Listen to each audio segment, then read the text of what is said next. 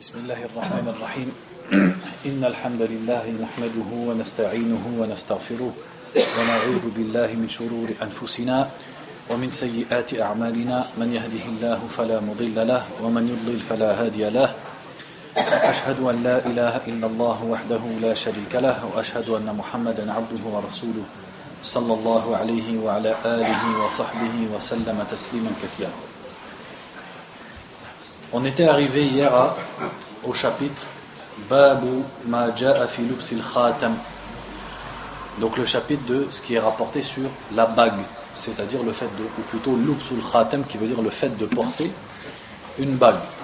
Donc l'imam Malik ici va rapporter un hadith et un athar au sujet de la bague.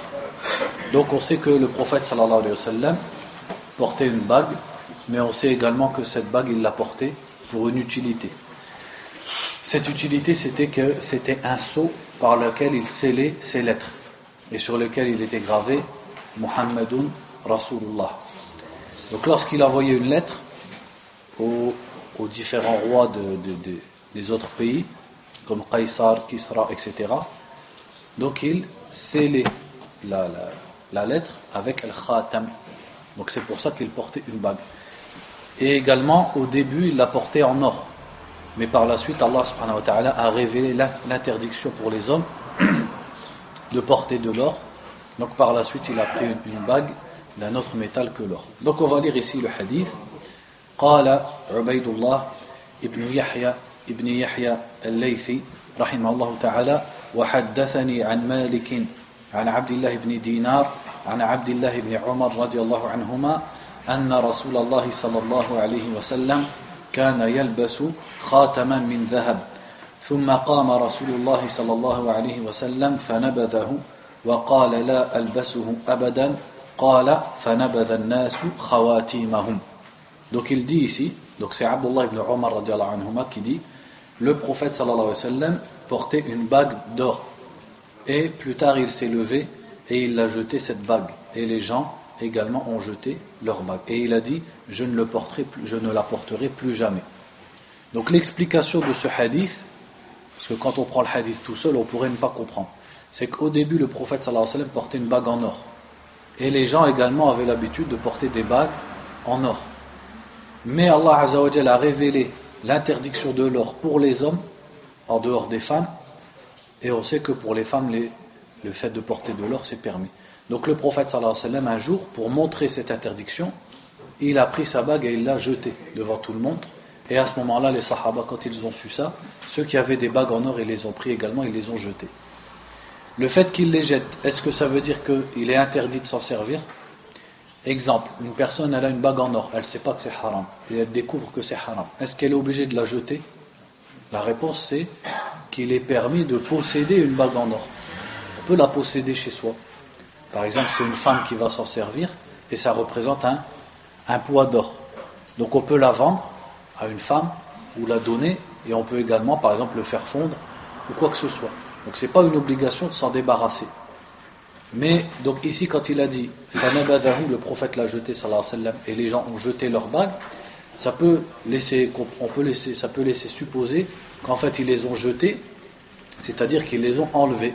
Mais ça ne veut pas dire forcément que ils ne s'en sont pas servis ou ils ne les ont pas vendus, car les savants sont d'accord pour dire qu'à ce moment-là on peut s'en servir.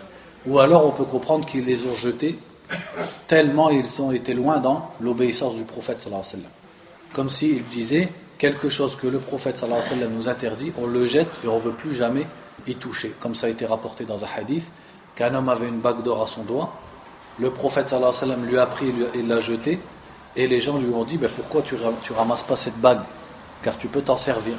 Et effectivement, il est halal à ce moment-là de s'en servir, il peut la vendre, etc. Et il a dit, jamais je ne reprendrai quelque chose que le prophète sallallahu alayhi wa sallam a jeté. Donc par la suite, le prophète sallallahu alayhi wa sallam a pris une bague d'un autre métal que l'or, et cette bague, il la prenait pour une utilité qui était de sceller, c'est-à-dire de signer, entre guillemets, ses lettres avec son sceau qui était Muhammadun Rasulullah. Donc de là, on peut se poser la question, est-ce que c'est une sunna de porter une bague? Donc il y a certains savants qui vont jusqu'à dire que c'est une sunna, que c'est recommandé, mais la majorité des savants, et c'est la parole la plus juste, la plus équilibrée, c'est de dire que ce genre de choses que le prophète sallallahu alayhi wa sallam faisait pour une utilité ou alors par coutume, on ne peut pas en déduire une sunna, un acte recommandé. Par exemple, le prophète sallallahu alayhi wa sallam portait le turban. Par exemple, le prophète sallallahu alayhi wa sallam laissait pousser ses cheveux. Par exemple, le prophète sallallahu alayhi wa sallam aimait certains aliments. Est-ce que de là on peut retirer qu'il est recommandé de porter un turban, de laisser pousser ses cheveux, etc. Non, car c'est simplement que des choses que le prophète sallallahu alayhi wa sallam faisait, soit parce que c'était les coutumes de son peuple, des Arabes, donc par exemple les vêtements, etc., ou soit parce que c'était des goûts personnels du prophète sallallahu alayhi wa sallam, et Allah ne nous a pas demandé de le suivre dans ces choses-là. On doit le suivre dans ses ordres, dans sa sunna, dans la croyance qu'il nous a expliquée, et ainsi de suite, dans ce qu'il nous a recommandé, dans les ibadat, dans les règles, dans les lois qu'il nous a fixées. Mais le fait que par exemple le prophète sallallahu alayhi wa sallam avait les cheveux de telle ou telle façon, est-ce que ça veut dire qu'il faut qu'on se force à le faire, ou qu'il est recommandé de le faire? La réponse c'est non. Et ça peut même être dans certains cas makruh, ça peut même être interdit ou déconseillé dans certains cas. Dans le cas où par exemple, prendre l'exemple des cheveux, c'est peut-être pas le meilleur exemple. Dans le cas où, par exemple, on serait dans un pays où ce sont que des gens qui sont mauvais, qui sont connus pour laisser pousser leurs cheveux. Comme c'est le cas, par exemple, en Arabie Saoudite, par exemple, c'est le cas. Ceux qui ont des cheveux longs en Arabie Saoudite, la plupart du temps, ce sont des jeunes qui écoutent la musique, qui fument, qui vont pas la prière. Pourquoi? Parce qu'ils cherchent beaucoup à ressembler aux footballeurs, etc. Donc, dans ce genre de cas, ça sera même déconseillé de laisser pousser ses cheveux. Pourquoi? Parce que c'est ressembler à ces gens-là, ressembler à ce qu'on appelle ahlul fisq, aux gens qui font les péchés, etc. Donc le fait de porter une bague, la réponse pour finir, la question, c'est que c'est pas une sunna, c'est pas quelque chose qui est demandé. Celui qui en a un besoin ou qui veut le faire, parce qu'il aime bien, ça lui est licite, tout simplement. C'est juste halal, c'est juste quelque chose qui est licite. Ensuite, il a dit, rahimahullah ta'ala, وحدثني عن مالك عن صدقة بن يسار أنه قال سألت سعيد بن المسيب عن لبس الخاتم فقال البسه وأخبر الناس أني أفتيتك بذلك.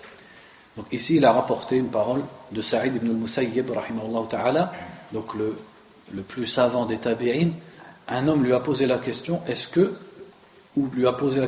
il a dit an lubsil khatim, sur le fait de porter une bague, et Saïd lui a répondu, porte-la et informe les gens que je t'ai dit de le porter, c'est-à-dire akhbir an-nas anni aftaytuka yani ajabtuka bi hadha al-jawab. Il a dit, dis aux gens que je t'ai dit cette réponse. Est-ce qu'on comprend par là que Saïd ibn al-Musayyib il considérait ça comme recommandé? On peut comprendre ça, qu'il fait partie des savants qui vont jusqu'à dire que même dans ces choses-là on peut chercher à ressembler au prophète ou que c'est recommandé. Mais ce qu'on peut comprendre aussi, c'est qu'il était connu des gens du Sham à l'époque des salafs qu'ils déconseillaient ou carrément ils interdisaient le fait de porter une bague pour les hommes, même si elle n'était pas en or. Et ils disaient que c'était seulement permis pour Zu Sultan, c'est-à-dire pour un gouverneur, quelqu'un qui a une autorité. Donc certains savants de Médine ou d'autres contrées, pour répondre à ça, ils disaient aux gens, par exemple, porter une bague, c'est-à-dire comme pour faire comprendre aux gens que l'interdiction qui disent les gens au chêne, c'est pas quelque chose de fondé. Donc c'est pas dans le sens où c'est une sunna, c'est dans le sens pour faire comprendre aux gens que c'est pas interdit. Wallahu a'lam. Donc on passe au hadith suivant, au chapitre suivant. Babu ma ja'a fi naz'i al-ma'aliqi wal jarasi min al-'unuq. Donc ici il a dit le chapitre sur ce qui est cité sur le fait d'enlever al-ma'aliq. Al-ma'aliq, qu'est-ce que c'est? C'est ce qu'on accroche. C'est-à-dire comme ça peut être les talismans, etc. Al-ma'aliq, c'est les choses qu'on accroche au cou. Donc les Arabes à l'époque, ils les accrochaient au cou des chameaux, ils les accrochaient au cou des enfants. Mais on peut comparer à ça aussi tout ce qui s'accroche ou même ce qui se porte dans la poche, etc. Et on croit que ça protège du ayn, ou que ça porte bonheur, ou que ça protège contre le malheur, etc., etc. Donc ici l'imam Malik il va montrer un hadith comme quoi c'est interdit de porter ça et il faut l'enlever. Donc il dit وحدثني عن مالك عن عبد الله بن أبي بكر عن عباد بن تميم أن أبا بشير الأنصاري أخبره أنه كان مع رسول الله صلى الله عليه وسلم في بعض أسفاره قال فأرسل رسول الله صلى الله عليه وسلم رسولا قال عبد الله بن أبي بكر حسبته أنه قال والناس في مقيلهم لا تبقين في رقبة بعير قلادة من وتر أو قلادة إلا قطعت قال يحيى سمعت مالكا يقول أرى ذلك من العين. Donc ici il a cité un hadith de Abu Bashir al-Ansari radiallahu anhu, un sahabi. Donc il dit qu'il était avec le prophète sallallahu alayhi wa sallam dans un de ses voyages et le prophète sallallahu alayhi wa sallam a envoyé un messager.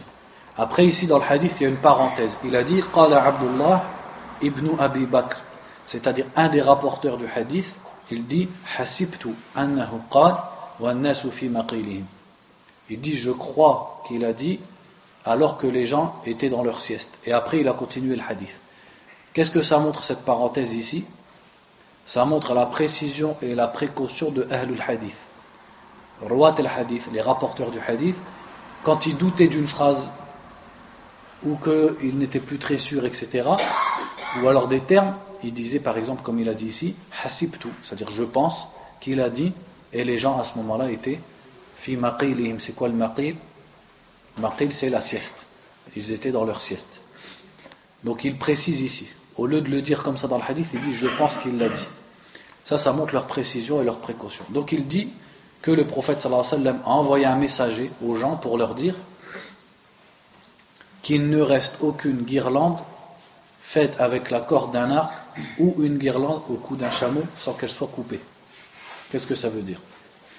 La guirlande c'est le qilada. Le pluriel c'est le qala'id. C'est-à-dire c'est des choses qu'ils accrochaient au cou des chameaux. Et il a dit qiladatun min watar. C'est quoi le watar?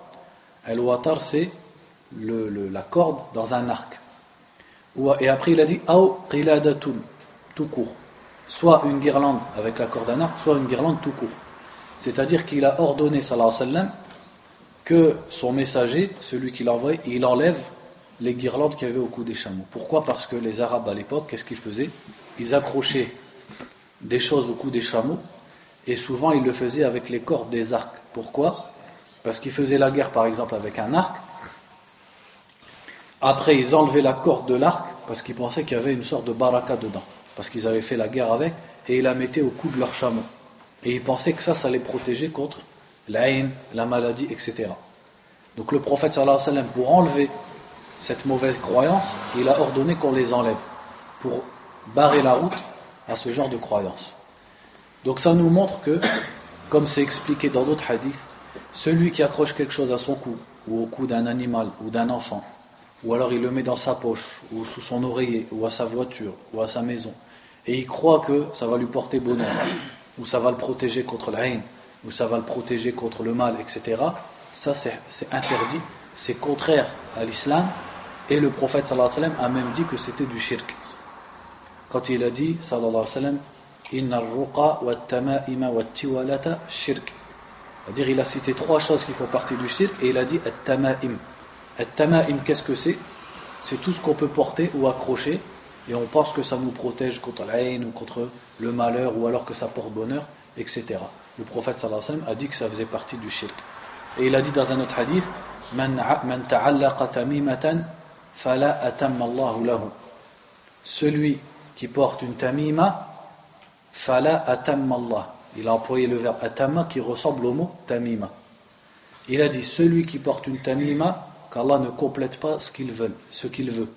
La atamma Allahu lahu, yani la atamma Allahu lahu amrahu ou marjuwahu. C'est-à-dire qu'Allah ne lui donne pas ce qu'il cherche, qu'Allah fasse qu'il perde, etc. Donc carrément le prophète sallallahu alayhi wa sallam a fait des invocations contre ceux qui portent les talismans. Dans un autre hadith aussi, dans le musnad de l'imam Ahmed rahimahullah, il a dit at-tama'imu shirk, ou plutôt il a dit man ta'allaqa tamimatan faqad ashraka. Celui qui porte un talisman a associé à Allah subhanahu wa ta'ala. Pourquoi c'est de l'associationnisme? Parce que dans la réalité, cette chose que tu portes à ton cou, elle ne peut rien faire. Elle ne peut pas te guérir, elle ne peut pas te protéger, ni rien du tout. Le seul qui peut te protéger contre l'aïn, qui peut te protéger contre la maladie, qui peut te ramener la baraka, etc., c'est qui? C'est Allah subhanahu wa ta'ala. Donc croire que cette chose, elle fait ça, eh ben, c'est la mettre à l'égal d'Allah azza wa jalla. C'est pour ça que c'est du shirk. Il y en a même parfois qui font ça et qui se disent du din. Al-Fqih ou Talib, etc. Les gens ils vont chez lui, ils payent et lui il écrit le kitab et après il dit vas-y porte ça. Et le kitab dedans, des fois il écrit du sihr ou il écrit n'importe quoi, ou il fait des dessins. Donc ils sont yantasiboun ila ad-din, c'est-à-dire on les prend pour des gens de la religion et il faut faire du shirk aux gens. Il a dit ensuite, donc Yahya ibn Yahya rahimahullah, il dit j'ai entendu l'imam Malik dire ara dhalika min al-ayn, c'est-à-dire mon opinion c'est qu'il portait ça pour al-ayn, comme on vient de l'expliquer. وحدثنا مالك, ce hadith on va pas le lire parce qu'il n'est pas dans le Muwatta de Yahya ibn Yahya, donc on va le passer. Donc on passe à un nouveau chapitre ici. Donc en fait, pour vous répéter comment le Muwatta il est divisé, à la fin du Muwatta on a Kitab al-Jami'. Al-Jami' ça veut dire que c'est divers, il y a plein de sujets différents. Et dans Kitab al-Jami' il y a Kitab Kada, Kitab Kada, Kitab Kada. C'est-à-dire Kitab ça veut dire c'est un grand chapitre. En dessous il y a encore des chapitres qu'il a également appelé Kitab. Par exemple là on vient de finir Kitabu Sifatin Nabi sallallahu alayhi wa sallam. Le kitab, c'est-à-dire le chapitre entre guillemets de la description du prophète sallallahu alayhi wa sallam. Et maintenant on passe à Kitabul Ayn. Donc c'est toujours dans Kitab al-Jami', mais c'est un nouveau chapitre qui s'appelle Kitabul Ayn. Al-Ayn, ici l'imam Malik rahimahullah a consacré tout un chapitre à des hadiths qui parlent de l'Ayn. Al-Ayn, c'est à la base l'Ayn ça veut dire l'œil. Qu'est-ce que c'est l'Ayn? L'Ayn c'est le fait qu'une personne, lorsqu'elle regarde quelqu'un et qu'il y a quelque chose dans son cœur comme de la jalousie ou de l'étonnement, etc., il y a comme une force qui va sortir de son œil et qui va toucher la personne qu'elle est en train de regarder. Et cette force, elle peut tuer la personne, elle peut rendre malade la personne, elle peut la faire s'évanouir, elle peut lui donner mal au crâne, ça peut faire un mal petit comme ça peut faire un grand mal. Donc ça c'est quelque chose qui existe. Celui qui ne veut pas croire à ça, eh ben on demande à Allah qu'il soit touché par l'Ayn pour qu'il comprenne ce que c'est. Comme ça il goûtera à ce que c'est. Et l'Ayn, donc le prophète sallallahu alayhi wa sallam a dit Law kana shay'un sabaqa al-qadar la sabaqathu al-Ayn. S'il y a quelque chose qui devait passer avant le destin, car on sait qu'il n'y a rien qui passe avant le destin. Toute chose qui te touche, c'est parce qu'Allah l'a destiné. S'il y avait quelque chose qui était plus fort que le destin, ça aurait été l'Ayn. C'est-à-dire il a dit ça pour exagérer, pour montrer à quel point le ayn il existe. Et il a dit al-aynu haqq. Le ayn est une vérité. Donc le ayn ça existe, donc c'est un mal qu'on fait par les yeux, et il y a certaines personnes qui sont plus ou moins fortes dans l'ayn.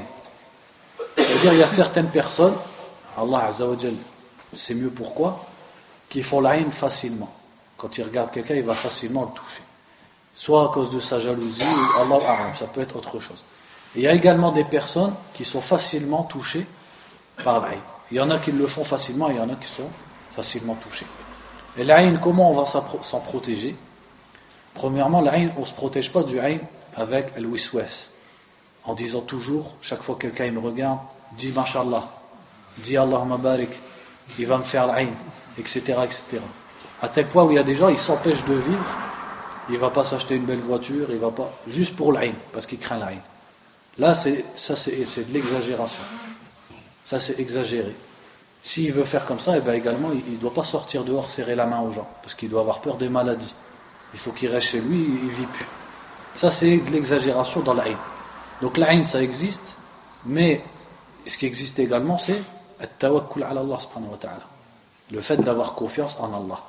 Donc, la plus grande cause pour être protégé du ayn, c'est même pas le ruqya, c'est d'abord at-tawhid.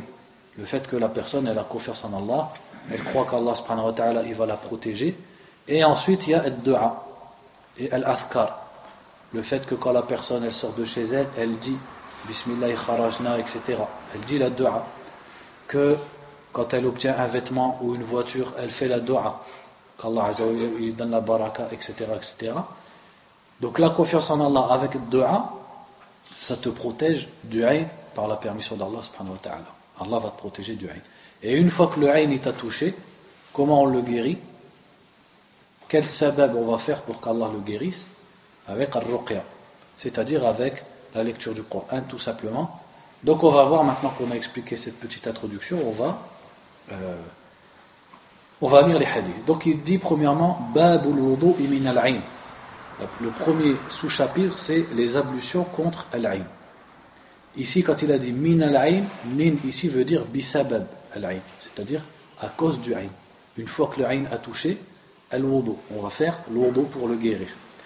On va voir comment. وحدثني يحيى عن مالك عن محمد بن أبي أمامة بن سهل بن حنيف أنه سمع أباه يقول اغتسل أبي سهل بن حنيف بالخرار. Al-Kharrar, c'est un endroit près de Al-Juhfa, qui est le miqat, c'est-à-dire l'endroit d'où les gens du Sham, les gens du Maghreb, les gens d'Égypte, quand ils vont au Hajj, ils doivent faire leur ihram. Donc c'est un endroit qui est un peu éloigné de Médine. Donc il a dit اغتسل أبي بالخرار فنزع جبة كانت عليه. Donc celui qui rapporte le hadith, c'est le fils de Sahl ibn Hunayf. Sahl ibn Hunayf, c'était un sahabi. Donc il dit mon père s'est lavé dans un endroit qui s'appelle Al-Kharrar. فنزع جبة كانت عليه. Donc il a enlevé un manteau qui était sur lui, il s'est dénudé.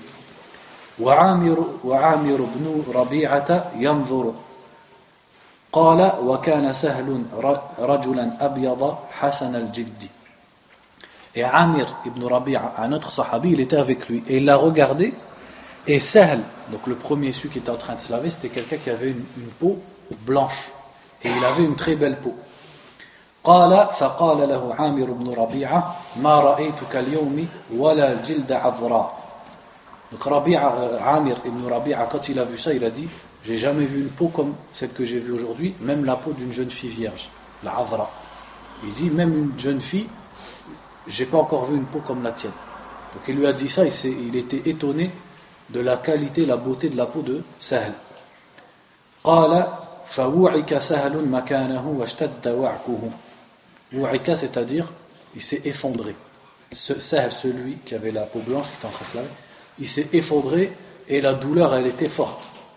فأتي رسول الله صلى الله عليه وسلم فأخبر أن سهلا وعك وأنه غير رائح معك يا رسول الله. Donc des gens sont partis voir le prophète sallallahu alayhi wa sallam et lui ont dit ce qui s'était passé. Ils lui ont dit Sahl ne peut plus voyager avec toi.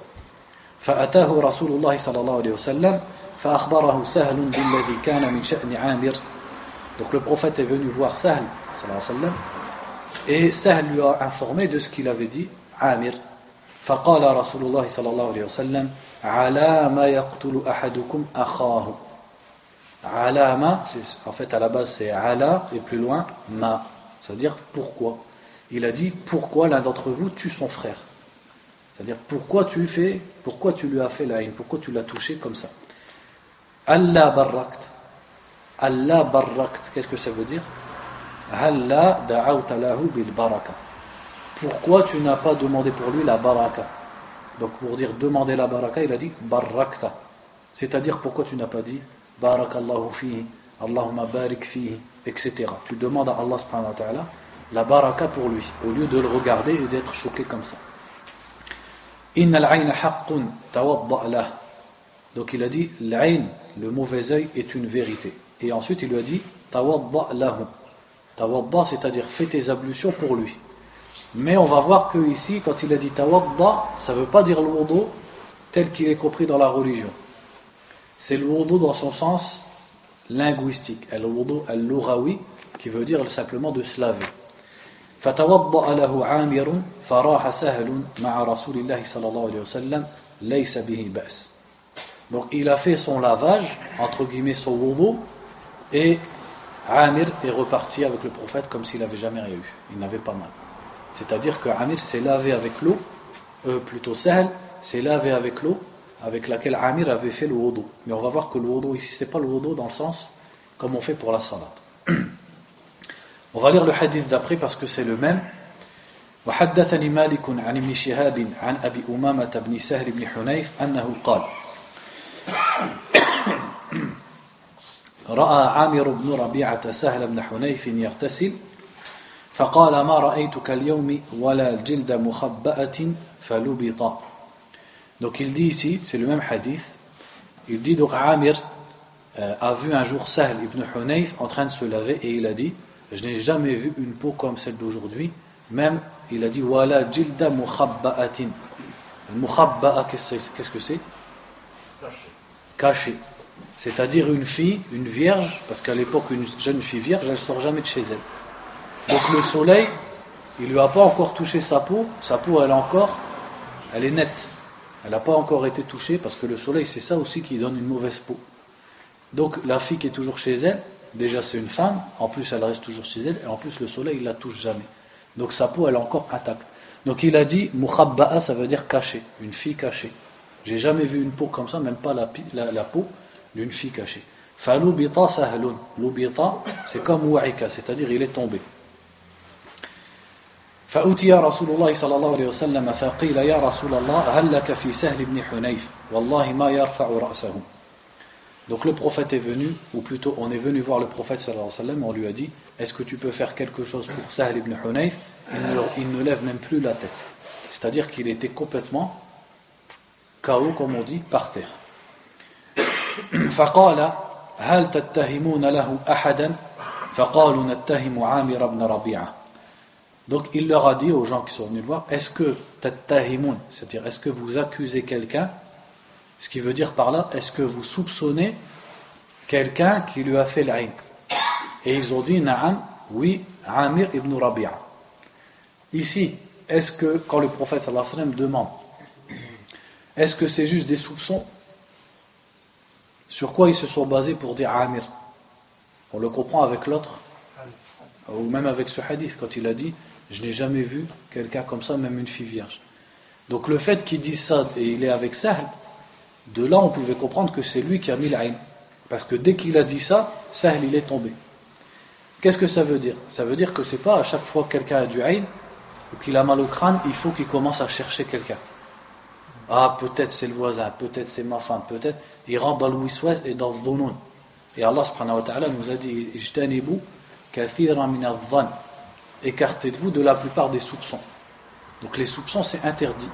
Mais là c'est parce qu'il y avait ce qu'on appelle al-qara'in. Il y avait des signes qui ne trompaient pas, qui montraient que c'est lui. Donc dans ce cas on peut chercher à savoir qui c'est. Mais si on ne sait pas, il n'y a pas quelqu'un qui a dit et puis tout de suite la personne elle a eu mal ou elle est tombée, c'est 2 jours plus tard qu'on se rend compte, etc. Il ne faut pas commencer à chercher, parce qu'on ne peut pas savoir. Parce qu'après on va commencer à accuser, à soupçonner des gens sans raison. قالوا نتهم عامر بن ربيعة قال فدعا رسول الله صلى الله عليه وسلم عامر فتغيظ عليه وقال على ما يقتل أحدكم أخاه ألا بركت اغتسل له. Donc ils ont appelé Amir et le prophète sallallahu alayhi wa sallam s'est mis en colère contre lui. C'est le même hadith, la même histoire. Et il lui a dit pourquoi l'un d'entre vous tue son frère? Pourquoi n'as-tu pas invoqué la bénédiction d'Allah? Et il lui a dit irtasil lahu. Donc dans l'autre version il avait dit tawadda lahu. Et là il dit irtasil. Le sens il est le même parce qu'on va voir que ce qui est voulu par là c'est pas le wudu ou bien le ghusl qu'on fait pour la salat. فغسل عامر وجهه ويديه ومرفقيه وركبتيه وأطراف رجليه وداخلة إزاره في قدح.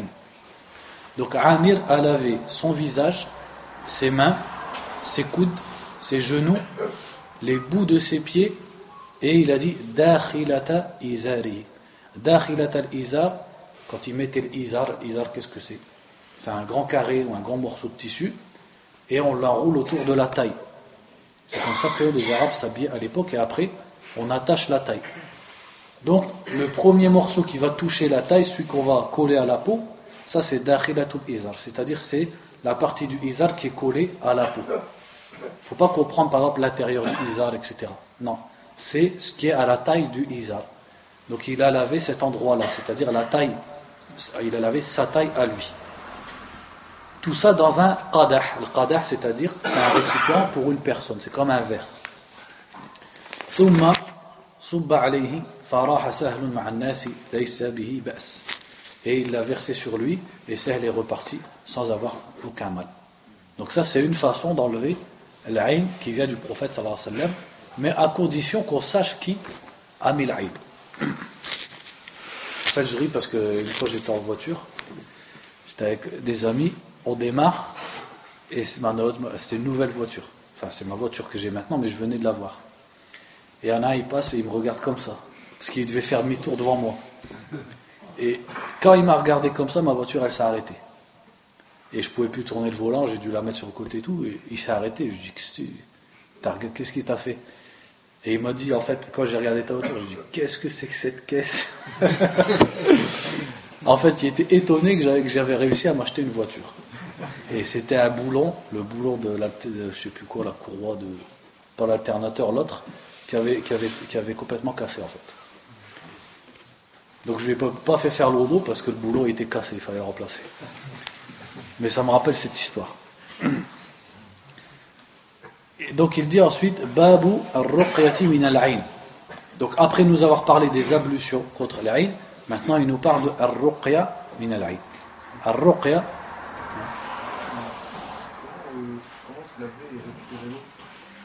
En fait, quand il va se laver, il s'arrange pour que l'eau, quand elle coule, elle tombe au-dessus du verre. Par exemple, il va prendre l'eau, là il y a le récipient, sa main il la lave au-dessus, son visage il le lave au-dessus, et voilà, l'eau elle coule dans le récipient. Donc maintenant il nous parle de ar-ruqya min al-ayn, c'est-à-dire la ruqya contre le mauvais œil. Ar-ruqya, qu'est-ce que c'est? Qu'est-ce qu'on appelle ar-ruqya? Ar-ruqya, c'est l'incantation, ou alors ils disent aussi l'exorcisme. C'est le fait de réciter le Coran ou réciter des invocations pour Allah subhanahu wa ta'ala pour qu'il guérisse une personne ou même la propre personne, la personne qui fait la ruqya, qu'il la guérisse contre l'ayn ou alors contre al-junun ou le mas ou le sara, c'est-à-dire la possession par un djinn ou la sorcellerie, ou même les maladies qui sont entre guillemets normales. Même les maladies normales on peut les soigner avec al-ruqya. En plus, comme il le dit le Cheikh Abdelkarim Al-Khudayr dans son cours où il explique Al-Muwatta, parce que c'est un des cours que j'utilise pour préparer le cours, il dit il y a beaucoup de maladies actuelles, en vérité elles viennent du ayn. Et il dit par exemple quand on observe le cancer ça frappe de façon trop soudaine. Une personne elle est en bonne santé et d'un seul coup elle attrape une maladie qui est complètement grave et il meurt au bout de 2 semaines. Donc il dit il n'est pas impossible que dans certains cas ça vienne du ayn. Et effectivement le ayn, comme on a dit, ça peut aller jusqu'à tuer. Donc ça ne coûte rien à une personne qui est malade d'essayer de faire un ruqya, même si elle se le fait à elle-même, peut-être que c'est que du ayn. Si c'est que du ayn, ça partira incha'Allah ta'ala avec la ruqya.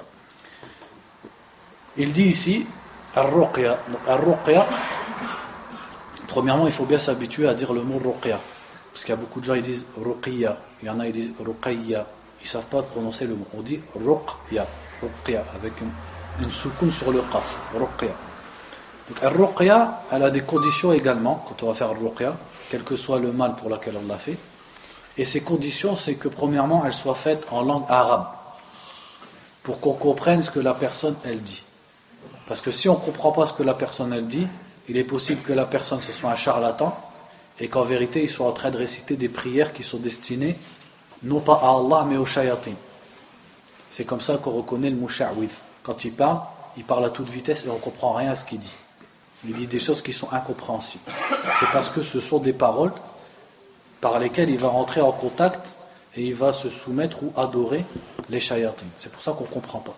Donc il faut qu'elle soit en arabe, que ce soit quelque chose de clair, et également qu'elle soit avec ce qui vient de l'wahi, la révélation. Donc par exemple la lecture du Coran, ou alors les du'a, les invocations qui ont été rapportées dans les hadiths, ou même s'il fait des du'a avec ses propres termes, même si ce n'est pas forcément des invocations qui sont dans les hadiths, mais lui-même il dit par exemple Allahumma urzuqna shifa par exemple, il dit de lui-même des termes pour guérir, pour qu'Allah guérisse la personne. Et il faut savoir aussi que ar-ruqya ce n'est qu'un sabab, c'est comme quand tu prends un médicament pour guérir. Donc la ruqya c'est un sabab. Et celui qui donne la guérison, c'est Allah subhanahu wa ta'ala. C'est Allah al-Shafi. Donc la ruqya, il faut la considérer comme un médicament, comme un sabab.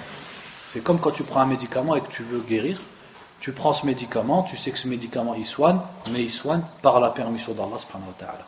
Si Allah ne veut pas la guérison, n'importe quel médicament, il ne pourra pas fonctionner. Donc il en est de même pour Ar-Ruqya. Et Ar-Ruqya également, les savants ils disent que plus la personne qui fait ruqya, elle place sa confiance en Allah subhanahu wa ta'ala et sa foi est forte, et plus la ruqya va être efficace. C'est pour ça que dans beaucoup de hadiths on voit les ruqa, parce qu'on dit ruqa au pluriel, que les sahaba y faisaient, radiallahu anhum, et on voit qu'elles marchaient aussitôt. Par exemple, quand un sahabi il a récité la Fatiha sur un bédouin, en plus kafir, et qui avait été piqué par un scorpion, et dès qu'il a récité un peu la Fatiha, il a postillonné sur sa piqûre et il s'est levé direct. Il s'est levé directement. Pourquoi? Parce que les sahaba c'était des gens qui avaient la confiance en Allah subhanahu wa ta'ala. Donc il dit ici حدثني عن مالك عن حميد بن قيس المكي أنه قال دخل على رسول الله صلى الله عليه وسلم بابني جعفر ابن أبي طالب فقال لحاضنتهما ما لي أراهما ضارعين. Donc ici il rapporte un hadith qui dit que quelqu'un est entré chez le prophète sallallahu alayhi wa sallam avec les deux fils de Ja'far ibn Abi Talib. Donc Ja'far c'était le frère de Ali et de Aqil, donc le fils de Abu Talib, et il était mort dans la bataille de Mu'ta. Donc il a laissé derrière lui plusieurs enfants. Pour la parenthèse, la mère de ces deux enfants c'était Asma bint Umays radiyallahu anha. Et Asma bint Umays, quand Ja'far est mort, elle s'est mariée avec Abu Bakr. Et quand Abu Bakr est mort, elle s'est mariée avec Ali radiyallahu anha. Donc quelqu'un est entré chez le prophète sallallahu alayhi wa sallam avec les deux fils de Ja'far. Et le prophète a dit à leur nourrice, al-Hadina, c'est-à-dire c'est elle qui s'occupait d'eux et qui les éduquait, Mali arahuma dari'ain. Dari'an yani nahifain. Il dit pourquoi je les vois aussi maigres. Ils étaient faibles dans leur corpulence.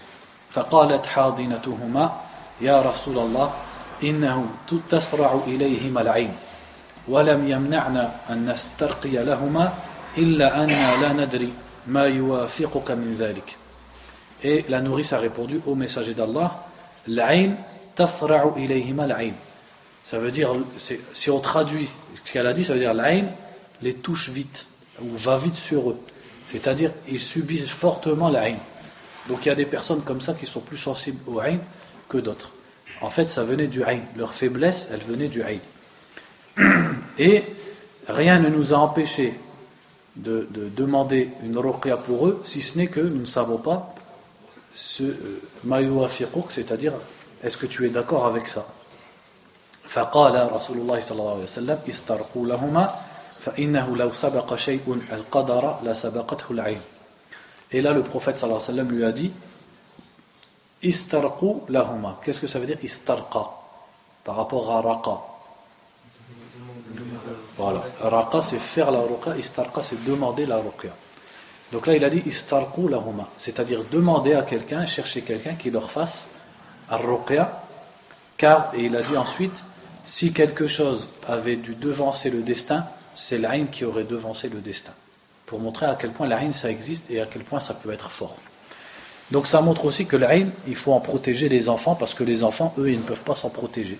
Ils ne prient pas, ils ne font pas de athkar, etc. Donc c'est à la famille des enfants, quand ils se rendent compte que l'enfant il a été touché par du Aïn, de les soigner. Parfois, comment on peut se rendre compte? Comment on sait que c'est du Aïn et qu'ils ne sont pas malades? Mais parfois, on se rend compte que l'enfant il va mal quand on revient de chez des gens. Ça arrive très souvent. L'enfant il est bien et quand on revient de chez des gens, l'enfant il a mal, etc. Il pleure tout le temps, on ne sait pas pourquoi. C'est tout simplement parce que, surtout chez les femmes, oh qu'est-ce qu'elle est belle, qu'est-ce qu'il est beau, etc. etc. Donc, il y a beaucoup d'Aïn. Donc dans ce genre de cas, on peut lui faire un ruqya. Ou alors également quand l'enfant par exemple il est malade, il est faible et qu'il n'y a aucune cause concrète. On a essayé les traitements, etc. Il n'y a rien qui fonctionne. Là on peut aussi penser que ça peut venir du Aïn. وحدثني عن مالك عن يحيى بن سعيد عن سليمان بن يسار أن عروة بن الزبير حدثه أن رسول الله صلى الله عليه وسلم دخل بيت أم سلمة زوج النبي صلى الله عليه وسلم وفي البيت صبي يبكي فذكروا له أن به العين فقال عروة فقال رسول الله صلى الله عليه وسلم ألا تسترقون له من العين. Donc ici c'est un hadith qui est semblable, c'est Urwa ibn Zubayr rahimahullah al-Tabi'i qui dit que le prophète sallallahu alayhi wa sallam un jour est entré chez Salama, sa femme, et il y avait un petit qui pleurait dans la maison. Et les gens ont dit au prophète que ce petit il était atteint du ayn, et le prophète leur a dit sallallahu alayhi wa sallam, pourquoi ala tastarqun, c'est-à-dire pourquoi vous ne cherchez pas quelqu'un qui lui fasse ar-ruqya.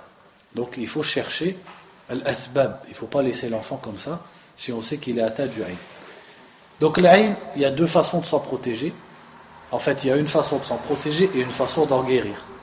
Avant que le ayn nous touche, comme on a dit, on s'en protège premièrement avec la confiance en Allah subhanahu wa ta'ala et aussi avec l'obéissance à Allah, le fait d'accomplir ses salawat à l'heure et le fait de dire les adhkar et les invocations. Et une fois qu'il nous touche, il y a deux façons. Si on sait qu'il l'a fait, il se lave comme on a vu, le visage, les mains, les coudes, les genoux, la taille, les pieds, et avec cette eau on va passer cette eau sur la personne. Et si on ne sait pas, on fait le ruqya. On fait le ruqya avec, par exemple, al-mu'awwidhatayn, qul a'udhu bi rabbil falaq, qul a'udhu bi rabbin nas, ou alors avec surat al-Fatiha. Et al-ruqya, c'est pas la peine de chercher quelqu'un de spécialiste, etc. Al-ruqya, tout musulman il peut la faire. Si ce n'est qu'on peut se tourner vers quelqu'un parce qu'on sait par exemple que c'est un homme pieux, on espère que lui, Allah Azza wa Jal, il exauce sa ruqya, il exauce ses invocations, pourquoi pas. Sinon, il n'y a pas qu'une catégorie de personnes qui ont un don spécial. Al-ruqya, c'est quelque chose que tout musulman peut faire. Aussi maintenant, il y a beaucoup le phénomène de ce qu'on appelle al-ruqat, les gens qui sont spécialisés dans la ruqya. Donc parfois on peut se dire le fait qu'ils soient spécialisés, ça peut aider. Mais malheureusement, ce qu'on observe beaucoup, c'est qu'au lieu de se spécialiser, ils font beaucoup de yatawassa'un. Ils commencent à trop élargir la ruqya, après ça tombe dans le wiswas ou ça tombe dans l'innovation, ça devient n'importe quoi. Donc quand on se dirige vers quelqu'un pour le ruqya, il faut bien se renseigner sur lui. Parce qu'après, des fois, on commence à avoir voilà, certains versets, c'est pour telle chose. Ou alors quand je vais faire tel verset, je mets la niya qui brûle, alors le djinn il brûle. Ça devient n'importe quoi. Ou alors il dialogue pendant 1 heure avec le djinn. Quel âge t'as, d'où tu sors, est-ce que t'es un homme, est-ce que t'es une femme, c'est quoi ta religion? Qu'est-ce que ça peut nous faire? Nous on veut qu'il parte, c'est tout. On veut pas qu'il nous dise si c'est un juif, si c'est du Yémen. Donc parfois le problème de ces gens-là qui se sont soi-disant spécialisés dans la ruqya, c'est que ça va trop loin. Et aussi ce que moi j'ai observé beaucoup chez eux, c'est, je sais pas comment on peut dire en arabe, mais c'est une sorte de paranoïa. C'est-à-dire qu'ils voient tout dans les djinns. Tout devient djinn, sihr, etc. Donc j'ai déjà vu parfois des personnes, elles parlaient avec le soi-disant raqi. À peine elle parle, ah ça c'est le djinn, en fait c'est parce qu'il est amoureux ou c'est parce que c'est. Ya subhanallah, iqra khouya wa nchouf. Lis un peu, on va voir déjà ce que. Peut-être il y a mal au crâne, peut-être il y a un problème à son dos, j'en sais rien, mais ça peut être plein de choses. Tout de suite, ah c'est parce que le djinn il veut ci, c'est parce que le djinn il fait ça, c'est parce que ça doit être. Etc., etc. C'est-à-dire qu'après il rentre dans le west-west, et au lieu de diriger les gens à se dire. Essaye de penser à autre chose, place ta confiance en Allah, fais des invocations, et en fait il crée des gens qui pensent que par les djinns, qui voient que les djinns partout. Si sa voiture elle démarre plus, c'est un djinn. Si sa femme est en colère, c'est un djinn. S'il a oublié un truc, c'est à cause d'un djinn. Tout il devient avec les djinns. Et ça, il y a beaucoup de ruqat, c'est de leur faute ça. Donc quand on demande ruqya à quelqu'un, il ne faut pas juste dire ouais c'est un raqi et spécialiste dans la ruqya. Parce qu'il y en a beaucoup, c'est vrai, soi-disant spécialistes dans la ruqya, mais en vérité, à force d'être soi-disant spécialistes et de s'occuper que de ça, en vérité, ils tombent dans des choses qui ne sont pas. Ça, c'est pour ceux qui sont encore dans ce sunnah. Alors, ceux qui sont dans le bid'a et dans le shirk, là, j'en parle même pas. Qui te disent, dis-moi, c'est quoi le nom de ta mère? Ou alors, comme j'ai déjà vu, il y en a un comme ça sur Dakar, qu'est-ce qu'il fait? Il dit à la personne, regarde-moi dans l'œil, donc il se met face à face. En plus, c'était une femme. Lui, c'est un homme, il fait ça avec une femme. Il dit, tu te mets juste devant moi, comme ça, à cette distance. Et tu mets une main sur ton œil et tu regardes bien dans mon œil. Et la sœur, quand elle a fait ça, elle a vu dans son œil, elle a vu des flammes, elle a vu des têtes bizarres, etc. Ça c'est un sahir, ça c'est un moucher. C'est un charlatan, c'est un moucher, oui. Mais après, pendant 1 heure, il a lu le Coran. C'est-à-dire que il lit le Coran, comme ça tu crois qu'il est bien, mais en vérité c'est un. Ou alors il dit par exemple, il dit une petite parole, au moment où il lui dit de fermer l'œil, il dit une petite parole. Et quand le frère il lui a dit c'est quoi que tu viens de dire, il dit je peux pas te le dire, c'est un secret de mon grand-père qui le tient de son père, etc. Donc ça c'est clair. Mais nous on parle dans ceux qui sont Ahl Sunnah, mais malheureusement ils font trop de tawassur, trop de chichi, etc. Après des fois ils vont jusqu'à tabasser la personne, ils se rendent pas compte que, ça aussi j'ai déjà vu le cas d'une personne, ils l'ont tellement tapé qu'après il a eu des problèmes à l'hôpital.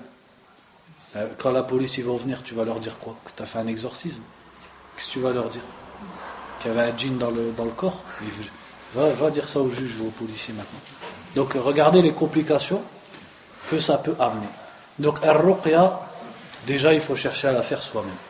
Ou alors si dans la famille ou dans le quartier on connaît quelqu'un, on sait qu'il est droit dans la religion, il va tout le temps à la mosquée, etc. On lui demande à lui, et il n'y a pas besoin de, tout simplement il lit, de toute façon les sourates les plus efficaces pour le ruqya, c'est celles que tout le monde connaît. Al-Fatiha, Qul a'udhu bi rabbil falaq, Qul a'udhu bi rabbin nas, c'est les sourates les plus efficaces pour le ruqya. C'est avec ces sourates-là que beaucoup de gens y guérissent. Qui ne connaît pas ces sourates-là? Parce qu'en fait, il dit qu'il tape le djinn. Le fait de taper le djinn comme ça, je ne dis pas que ça n'existe pas. Il y a des savants qui le faisaient. Mais il faut remettre les choses dans le contexte. Les savants qui faisaient ça, à leur époque, s'il se passe quelque chose, s'il dit au qadi que la personne elle est mejnoun, etc., le qadi il va comprendre. Mais toi, si demain, quelqu'un il s'étouffe, quelqu'un il se casse quelque chose, ou il se fait, comme j'avais vu, c'était genre comme un caillot de sang, ou je sais plus quoi, qu'est-ce que tu vas dire toi au juge ou au policier? Voilà, c'est ça le problème. Tu peux risquer la prison, tu peux entamer la santé de la personne, etc. Donc il ne faut pas se prendre pour Ibn Taymiyyah, rahimahullah ta'ala. Ibn Taymiyyah il frappait les djinns quand il faisait le ruqya, mais on n'est pas Ibn Taymiyyah. Ibn Taymiyyah, c'est vrai, il frappait les djinns. Ibn Taymiyyah, c'est aussi celui, quand les Tatars ils ont envahi la Syrie, il était au premier rang, avec son épée, en train de dire aux gens, venez, on va se battre contre eux. Est-ce que toi, d'accord, tu veux taper les djinns, mais est-ce que si demain il y a les Tatars qui arrivent pour combattre les musulmans, tu seras au premier rang? Donc c'est bien de vouloir faire Ibn Taymiyyah, mais on n'est pas Ibn Taymiyyah. Il faut se contenter de ce qu'on peut faire. On lit le Coran, on fait des du'as, on patiente, etc. Donc il dit ensuite, وحدثني عن مالك, non on l'a déjà lu celui-là, donc il dit باب ما جاء في أجر المريض. Donc là il ne va plus parler du ayn, maintenant on va parler de la maladie de façon générale. Et l'imam Malik rahimahullah dit le chapitre de ce qui est cité sur la récompense du malade, c'est-à-dire que le malade a une récompense par sa maladie, et comme on va le voir de toute façon après, tout malheur qui touche un musulman, ça lui vaut une récompense. Mais sur cette question, les savants ont divergé. Est-ce que, quand le musulman est touché par la maladie, il a une récompense juste parce que la maladie le touche, sans regarder si après il patiente ou pas, et si après il patiente, il aura une récompense pour sa patience, et s'il ne patiente pas, il aura un péché pour s'être mis en colère contre le destin, mais il aura quand même la récompense d'avoir été touché par la maladie. Ou est-ce que la récompense de la maladie, elle est dans le cas où il patiente? En fait, ça sera pour sa patience qu'il sera récompensé. Donc il y a des savants qui ont dit le premier avis, il y en a qui ont dit le deuxième. En tous les cas, nous on comprend que celui qui est malade et qui patiente, de toute façon, il sera récompensé et ce sera un bien pour lui. Donc il dit حدثني عن مالك عن زيد بن أسلم عن عطاء بن يسار أن رسول الله صلى الله عليه وسلم قال إذا مرض العبد بعث الله إليه ملكين فقال انظرا ماذا يقول لعواده. Donc ici dans le hadith, le prophète a dit sallallahu alayhi wa sallam, lorsqu'une personne est malade, Allah lui envoie 2 anges. Et il dit aux anges, regardez ce qu'il dit à ses visiteurs. Uwad. Le Uwad, c'est Zouwar, ceux qui viennent le voir. فإن هو إذا جاءوه حمد الله وأثنى عليه رفع ذلك إلى الله عز وجل وهو أعلم فيقول لعبدي علي إن توفيته أن أدخله الجنة وإن أنا شفيته أن أبدل له لحما خيرا من لحمه ودما خيرا من دمه وأن أكفر عنه سيئاته. Donc si la personne, donc quand les gens viennent voir cette personne, viennent le visiter, et que les 2 anges viennent surveiller, ils écoutent ce qu'il dit aux gens. Si il remercie Allah subhanahu wa ta'ala, il loue Allah azza wa jal, alors les deux anges vont transmettre ça à Allah. Mais Allah sait déjà ce qu'il a dit. Et ça, c'est une sunna d'Allah subhanahu wa ta'ala. Il envoie les anges, etc., revenir alors qu'Allah le sait. C'est une sunna d'Allah. C'est comme ça qu'il a fait sa création. Donc si ils vont dire ça à Allah, que la personne remercie Allah subhanahu wa ta'ala, donc elle ne se plaint pas. Elle ne fait que remercier Allah malgré sa maladie. Allah azza wa jal dit: mon serviteur mérite, si je le fais mourir, que je le fasse entrer au paradis. Et si je le guéris, parce que c'est les deux solutions, soit il va guérir ou soit il va mourir, et si je le guéris, que je lui donne une viande, ici ça veut dire une chair, meilleure que sa chair, un sang meilleur que son sang, et je lui efface ses péchés.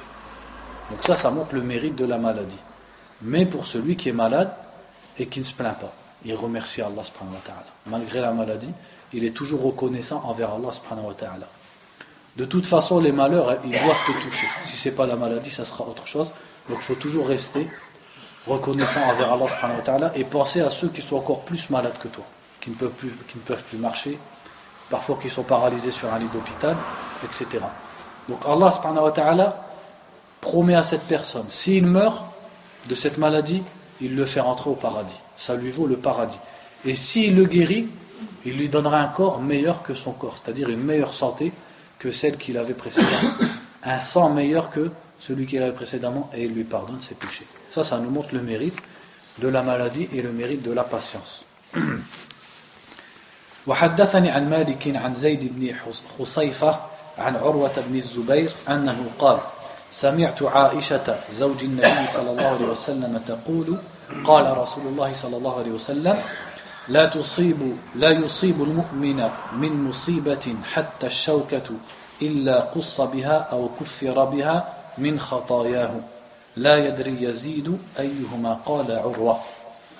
Donc ici c'est Aïcha radiallahu anha qui dit que le prophète a dit sallallahu alayhi wa sallam: il n'est pas de musiba. Le musiba, qu'est-ce que c'est? Un malheur. Donc ça peut être la maladie, ça peut être autre chose que la maladie. Donc ici l'imam Malik il l'a mis pour qu'on comprenne par rapport à la maladie, mais c'est vrai aussi pour toute autre chose. Il a dit même al-shawka. Al-shawka ici c'est pas dans le sens de l'épine, c'est dans le sens de al-mastar, c'est-à-dire le fait qu'il soit piqué par quelque chose. Donc ça peut être par un couteau, par une épine, par un objet, etc. C'est-à-dire même quand il se pique avec quelque chose, par exemple dehors avec une plante, etc., même ça, illa qussa biha ou kuffira biha. C'est-à-dire celui qui a rapporté le hadith, il ne sait plus s'il a dit qussa ou kuffira.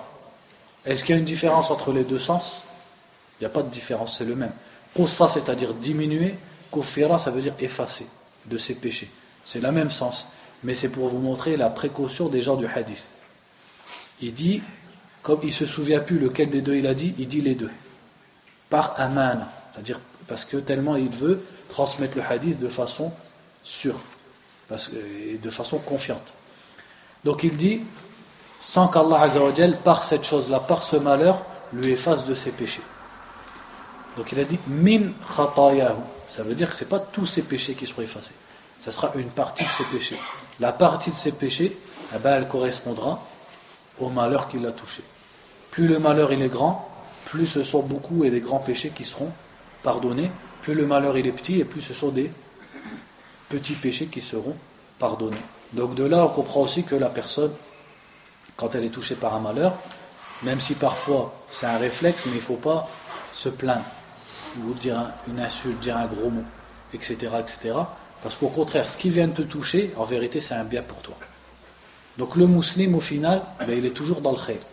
Quand il est dans le khayr apparent, la santé, les enfants, etc., la richesse, il remercie Allah subhanahu wa ta'ala, il s'en sert pour faire le khayr. Si jamais il est touché par du mal, il ne se dit pas, comme les gens ils disent Alesh ana, pourquoi moi, qu'est-ce que j'ai fait, ma vie elle est fichue, etc., je suis maudit, Allah il m'aime pas. Pas du tout. Ça c'est la façon de penser des chrétiens. Les chrétiens, par exemple surtout les protestants, chez eux ils disent que si une personne elle est riche ici-bas, c'est un signe qu'elle va aller au paradis. Et si quelqu'un il est pauvre ici-bas, c'est un signe qu'il fait partie des maudits. Et à ces gens-là on leur répond, Alors qu'en est-il de Hawariyin qui étaient avec Isa alayhi salam? Est-ce que ce ne sont pas des gens du paradis? Pourtant, ce n'étaient pas des rois ni des riches, c'était des pauvres. Donc, le musulman, il ne pense pas comme ça. La richesse et la pauvreté, le bonheur et le malheur, ce n'est pas un signe de iman. Ce n'est pas un signe comme quoi la foi, elle est grande ou faible, ou comme quoi la personne, elle ira au paradis ou en enfer. Donc, dans tous les cas, le musulman, il se réjouit. Si c'est un bien apparent, ça on le comprend. Et si en apparence c'est un mal, il sait que derrière, il y a un bien pour lui. C'est le fait qu'Allah va lui effacer ses péchés, ou va élever ses degrés, etc., etc. Encore pire, les gens qui, lorsqu'ils sont touchés, donc ça c'est très répandu au Maghreb, lorsqu'ils se font mal, ou etc., ils insultent Allah subhanahu wa ta'ala. Donc ils insultent Allah, ou ils insultent le prophète sallallahu alayhi wa sallam, ou ils insultent ad-din. Donc il faut savoir que il n'y a aucun khilaf entre les ulama que celui qui fait ça c'est un kafir. Il peut s'appeler Mohammed ou Ahmed ou comme il veut, il peut prier autant qu'il veut.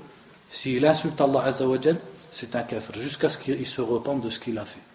Il faut qu'il revienne sur sa parole et il se repente à Allah subhanahu wa ta'ala. Sinon c'est un kafir. Même dans des endroits, c'est par exemple des jeunes qui sont par ignorance et qui disent ça plus par. Dans ce genre de questions, il n'y a pas d'ignorance. D'accord. Est-ce qu'on peut imaginer un musulman qui dit j'ai le droit d'insulter Allah? Tout le monde sait que c'est quelque chose d'évident. C'est quelque chose d'évident. Pour les gens, on le sait qu'il ne faut pas les insulter. Mais c'est-à-dire quand il dit la parole, il ne se rend pas compte que c'est une insulte envers Allah. Il dit ça juste pour, par répétition en fait. En fait, il faut bien faire la différence entre deux questions. Le fait qu'il comprenne ce qu'il dit, mais il ne sait pas que c'est du kufr, celui-là, il n'est pas excusé pour son ignorance. Il n'est pas censé ignorer ce genre de choses. Tout le monde sait, c'est une chose évidente que Allah n'a pas le droit de l'insulter, ni le prophète sallallahu alayhi wa sallam, ni la religion. C'est quelque chose d'évident. Et le cas de celui qui le dit, mais il ne sait pas que ça veut dire ça. Par exemple, il ne comprend pas l'arabe, et il le dit. Lui, il croit que ça veut dire, je ne vais pas le dire, mais il croit que ça veut dire un gros mot, etc. Il ne sait pas que ça veut... Là, non, là, c'est pas du kufr. Pourquoi? Parce qu'il n'a pas souhaité dire cette parole. Lui, il croit avoir dit zut ou flûte ou etc. Il ne sait pas ce que ça veut dire. Là, oui. Sauf si après on lui apprend que ce qu'il dit là, ça veut dire qu'il insulte Allah et continue. Là, il sort de l'islam en disant ça.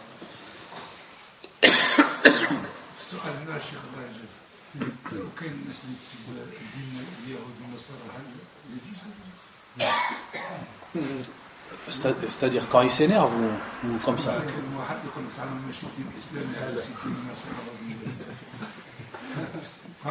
Il dit par exemple, il dit le mot et après il dit non, je veux dire.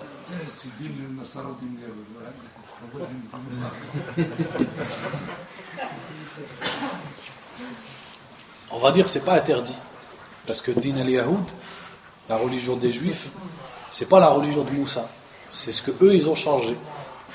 C'est du kufr. La religion des chrétiens, c'est pareil. Mais le problème, à la limite, quand c'est entre musulmans, non, c'est pas interdit. Le muhim, c'est pas interdit. Mais, comme Allah Azza wa Jalla a dit dans le Coran, وَلَا تَسُبُّوا الَّذِينَ يَدْعُونَ مِن دُونِ اللَّهِ فَيَسُبُّوا اللَّهَ عَدْوًا بِغَيْرِ عِلْمٍ. Allah nous a interdit d'insulter ou de critiquer les idoles des polythéistes pour pas qu'en réponse ils insultent Allah.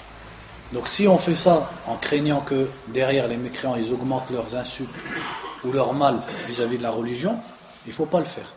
Même si à la base leur religion, bien sûr on a le droit de la critiquer.